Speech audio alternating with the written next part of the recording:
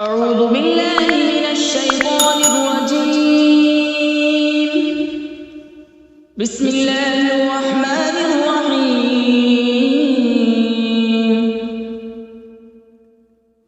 ياسين والقرآن الحكيم إنك لمن المرسلين على صراط مستقيم تنزيل العزيز الرحيم لتنذر قوما ما أنذر آباؤهم فهم غافلون.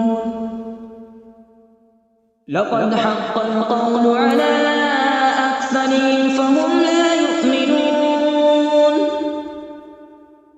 إنا جعلنا في أعناقهم أغلالا فهي إلى الأذقان فهم مقمحون. وجعلنا من بين أيديهم سدا ومن خلفهم سدا فأغشيناهم فهم لا يبصرون. وسواء عليهم أأنذرتهم أم لم تنذرهم لا يؤمنون. إنما تنذر من اتبع الذكر وخشي الرحمن بالغيب فبشره بمغفرة وأجر كريم. إنا نحن نحيي الموتى ونكتب ما قدموا وآثارهم وكل شيء أحصيناه في إمام مبين. واضرب لهم مثلا أصحاب القرية إذ جاءها المرسلون إذ أرسلنا إليهم اثنين فكذبوهما فعززنا بثالث فقالوا إنا إليكم مرسلون. قالوا ما أنتم إلا بشر مثلنا وما أنزل الرحمن من شيء إن أنتم إلا تكذبون. قالوا ربنا يعلم إنا إليكم لمرسلون وما علينا إلا البلاغ المبين. قالوا إنا تطيرنا بكم لئن لم تنتهوا لنرجمنكم وليمسنكم منا عذاب أليم. قالوا طائركم معكم أئن ذكرتم بل أنتم قوم مسرفون. وجاء من أقصى المدينة رجل يسعى قال يا قوم اتبعوا المرسلين اتبعوا من لا يسألكم أجرا وهم مهتدون. وما لي لا أعبد الذي فطرني وإليه ترجعون. أأتخذ من دونه آلهة إن يردني الرحمن بضر لا تغن عني شفاعتهم شيئا ولا ينقذون. إني إذا لفي ضلال مبين. إني آمنت بربكم فاسمعون. قيل ادخل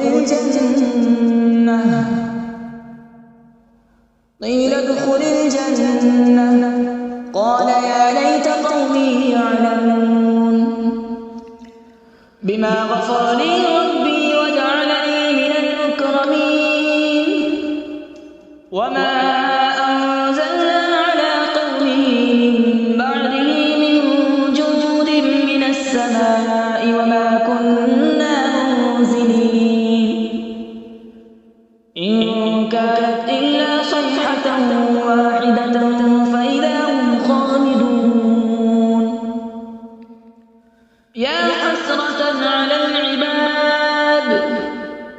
ما يأتيهم من رسول إلا كانوا به يستهزئون ألم يروا كم أهلكنا قبلهم من القرون أنهم إليهم لا يرجعون وإن كل لما جميع لدينا محضرون وآية لهم الأرض الميتة أحييناها وأخرجنا منها حبا فمنه يأكلون وجعلنا فيها جنات من نخيل وأعناب وفجرنا فيها من العيون وجعلنا فيها جنات من نخيل وأعناب وفجرنا فيها من العيون ليأكلوا من ثمره وما عملته أيديهم أفلا يشكرون سبحان الذي خلق الأزواج كلها مما تنبت الأرض ومن أنفسهم ومما لا يعلمون وآية لهم الليل نسلخ منه النهار فإذا هم مظلمون والشمس تجري لمستقر لها ذلك تقدير العزيز العليم والقمر قدرناه منازل حتى عاد كالعرجون القديم لا الشمس ينبغي لها أن تدرك القمر ولا الليل سابق النهار وكل في فلك يسبحون وآية لهم أنا حملنا ذريتهم في الفلك المشحون وخلقنا لهم من مثله ما يركبون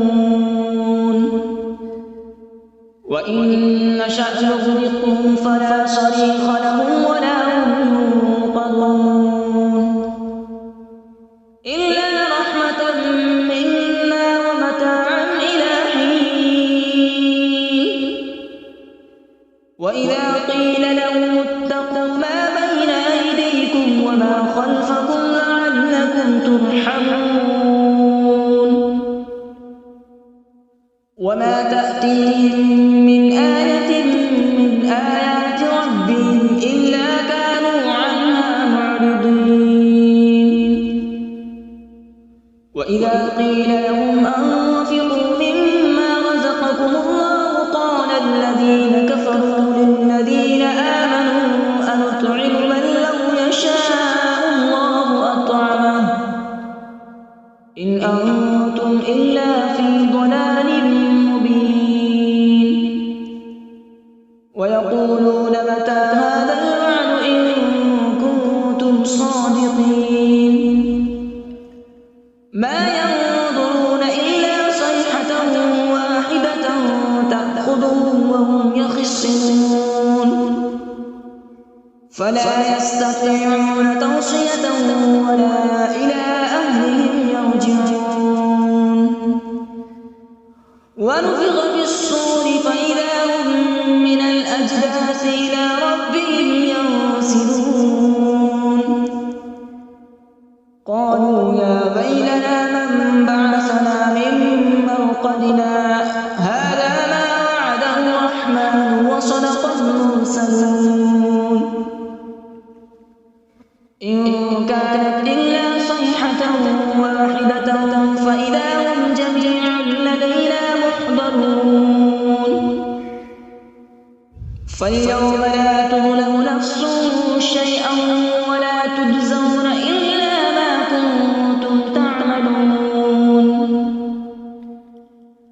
إن أصحاب الجنة اليوم في شغل فاكهون هم وأزواجهم في ظلال على الأرائك متكئون لهم فيها فاكهة ولهم ما يدعون سلام قولا من رب رحيم وامتازوا اليوم أيها المجرمون ألم أعهد إليكم يا بني آدم ألا تعبدوا الشيطان إنه لكم عدو مبين وأن اعبدوني هذا صراط مستقيم ولقد أضل منكم جبلا كثيرا أفلم تكونوا تعقلون هذه جهنم التي كنتم توعدون اصلوها اليوم بما كنتم تكفرون اليوم نختم على أفواههم وتكلمنا أيديهم وتشهد أرجلهم بما كانوا يكسبون ولو نشاء لطمسنا على أعينهم فاستبقوا الصراط فأنى يبصرون ولو نشاء لمسخناهم على مكانتهم فما استطاعوا مضيا ولا يرجعون ومن نعمره ننكسه في الخلق أفلا يعقلون وما علمناه الشعر وما ينبغي له إن هو إلا ذكر وقرآن مبين لينذر من كان حيا ويحق القول على الكافرين أولم يروا أنا خلقنا لهم مما عملت أيدينا أنعاما فهم لها مالكون وذللناها لهم فمنها ركوبهم ومنها يأكلون ولهم فيها منافع ومشارب أفلا يشكرون واتخذوا من دون الله آلهة لعلهم ينصرون لا يستطيعون نصرهم وهم لهم جند محضرون فلا يحزنك قولهم إنا نعلم ما يسرون وما يعلنون أولم ير الإنسان أنا خلقناه من نطفة فإذا هو خصيم مبين وضرب لنا مثلا ونسي خلقه قال من يحيي العظام وهي رميم قل يحييها الذي أنشأها أول مرة وهو بكل خلق عليم الذي جعل لكم من الشجر الأخضر نارا فإذا أنتم منه توقدون أوليس الذي خلق السماوات والأرض بقادر على أن يخلق مثلهم بلى هو الخلاق العليم إنما أمره إذا أراد شيئا أن يقول له كن فيكون فسبحان الذي بيده ملكوت كل شيء وإليه ترجعون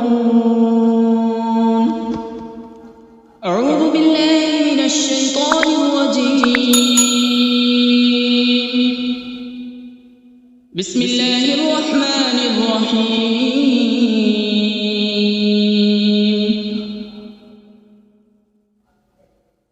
الرحمن علم القرآن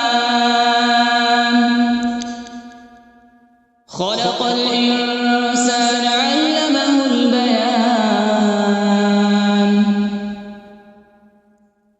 الشمس والقمر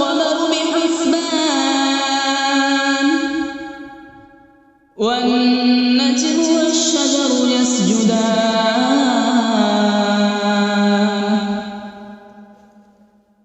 والسماء رفعها ووضع الميزان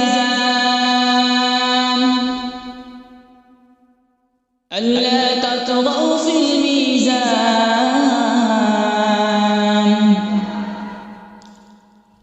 وأقيموا الوزن بالقسط ولا تخسروا الميزان والأرض وضعها للأنام فيها فاكهة والنخل ذات الأكمام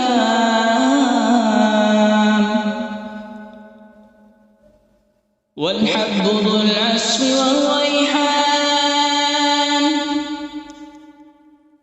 فبأي آلاء ربكما تكذبان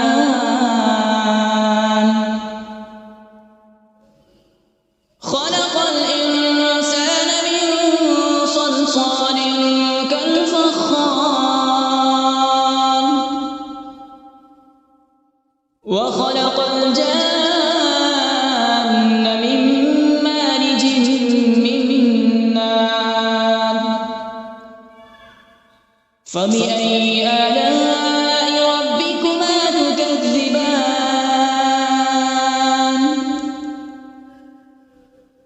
رب المشرقين ورب المغربين فبأي آلاء ربكما تكذبان مرج البحرين يلتقيان بينهما برزخ لا يبغيان فبأي آلاء ربكما تكذبان يخرج منهما اللؤلؤ والمرجان فبأي آلاء ربكما تكذبان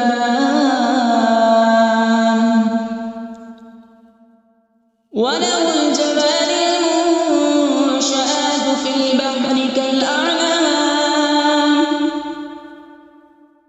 فبأي آلاء ربكما تكذبان كل من عليها فان ويبقى وجه ربك ذو الجلال والإكرام فبأي آلاء ربكما تكذبان يسأله من في السماوات والأرض كل يوم هو في شأن فبأي آلاء ربكما تكذبان سنفرغ لكم أيها الثقلان فبأي آلاء ربكما تكذبان يا معشر الجن والإنس إن استطعتم أن تنفذوا من أقطار السماوات والأرض فانفذوا لا تنفذون إلا بسلطان فبأي آلاء ربكما تكذبان يرسل عليكما شواظ من نار ونحاس فلا تنتصران فبأي آلاء ربكما تكذبان فإذا انشقت السماء فكانت وردة كالدهان فبأي آلاء ربكما تكذبان فيومئذ لا يسأل عن ذنبه إنس ولا جان فبأي آلاء ربكما تكذبان يعرف المجرمون بسيماهم فيؤخذ بالنواصي والأقدام فبأي آلاء ربكما تكذبان هذه جهنم التي يكذب بها المجرمون يطوفون بينها وبين حميم آن فبأي آلاء ربكما تكذبان ولمن خاف مقام ربه جنتان فبأي آلاء ربكما تكذبان ذواتا أفنان فبأي آلاء ربكما تكذبان فيهما عينان تجريان فبأي آلاء ربكما تكذبان فيهما من كل فاكهة زوجان فبأي آلاء ربكما تكذبان متكئين على فرش بطائنها من استبرق وجنى الجنتين دان فبأي آلاء ربكما تكذبان فيهن قاصرات الطرف لم يطمثهن إنس قبلهم ولا جان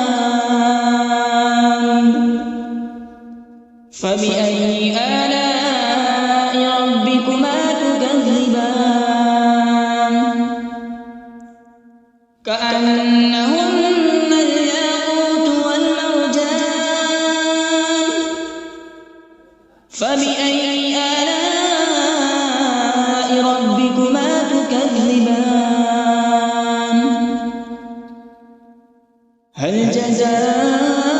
الإحسان إلا الإحسان فبأي آلاء ربكما تكذبان ومن دونهما جنتان فبأي آلاء ربكما تكذبان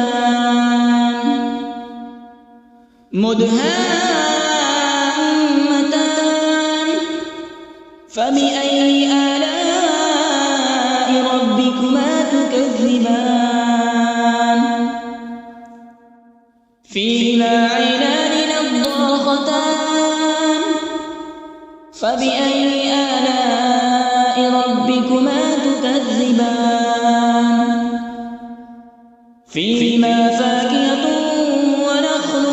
ورمان فبأي آلاء ربكما تكذبان فيهن خيرات حسان فبأي آلاء ربكما تكذبان حور مقصورات في الخيام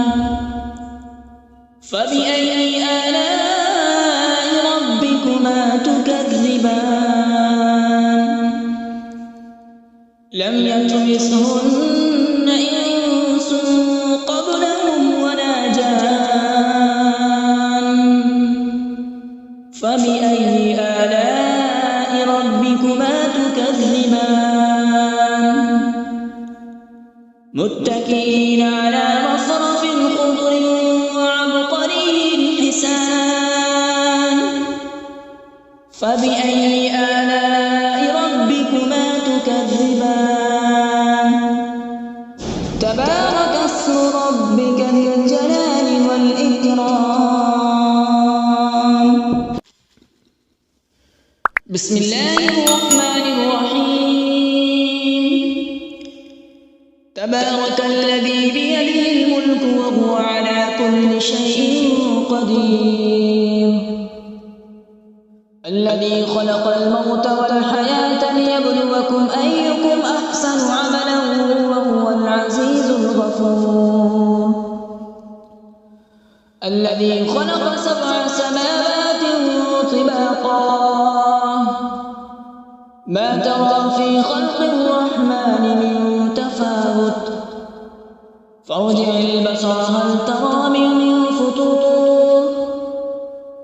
ثم ارجع البصر كرتين ينقلب إليك البصر خاسئا وهو حسير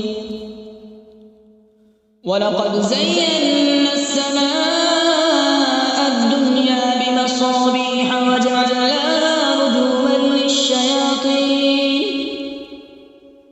رجوما للشياطين وأعتدنا لهم عذاب السعير وللذين كفروا بربهم عذاب جهنم وبئس المصير إذا ألقوا فيها سمعوا لها شهيقا وهي تفور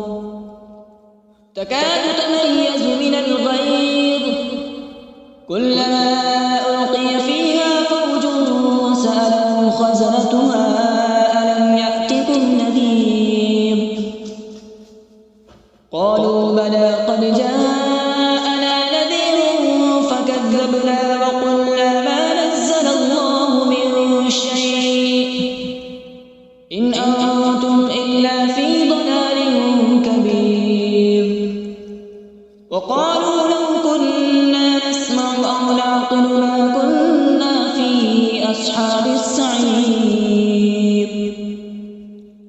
فاعترفوا بذنبهم فسحقا لأصحاب السعير إن الذين يخشون ربهم بالغيب لهم مغفرة وأجر كبير وأسروا قولكم أو اجهروا به إنه عليم بذات الصدور ألا يعلم من خلق وهو اللطيف الخبير هو الذي جعل لكم الأرض ذلولا فامشوا في مناكبها وكلوا من رزقه وإليه النشور أأمنتم من في السماء أن يخسف بكم الأرض فإذا هي تمور أم أمنتم من في السماء أن يرسل عليكم حاصبا فستعلمون كيف نذير ولقد كذب الذين من قبلهم فكيف كان نكير أولم يروا إلى الطير فوقهم صافات ويقبضن ما يمسكهن إلا الرحمن إنه بكل شيء بصير أمن هذا الذي هو جند لكم ينصركم من دون الرحمن إن الكافرون إلا في غرور أمن هذا الذي يرزقكم إن أمسك رزقه بل لجوا في عتو ونفور أفمن يمشي مكبا على وجهه أهدى أمن يمشي سويا على صراط مستقيم قل هو الذي أنشأكم وجعل لكم السمع والأبصار الأبصار والأفئدة قليلا ما تشكرون قل هو الذي ذرأكم في الأرض وإليه تحشرون ويقولون متى هذا الوعد إن كنتم صادقين قل إنما العلم عند الله وإنما أنا نذير مبين فلما رأوا زلفة سيئت وجوه الذين كفروا وقيل هذا الذي كنتم به تدعون قل أرأيتم إن أهلكني الله ومن معي أو رحمنا فمن يجير الكافرين من عذاب أليم قل هو الرحمن آمنا به وعليه توكلنا فستعلمون من هو في ضلال مبين قل أرأيتم إن أصبح ماؤكم غورا فمن يأتيكم بماء معين صدق الله العظيم.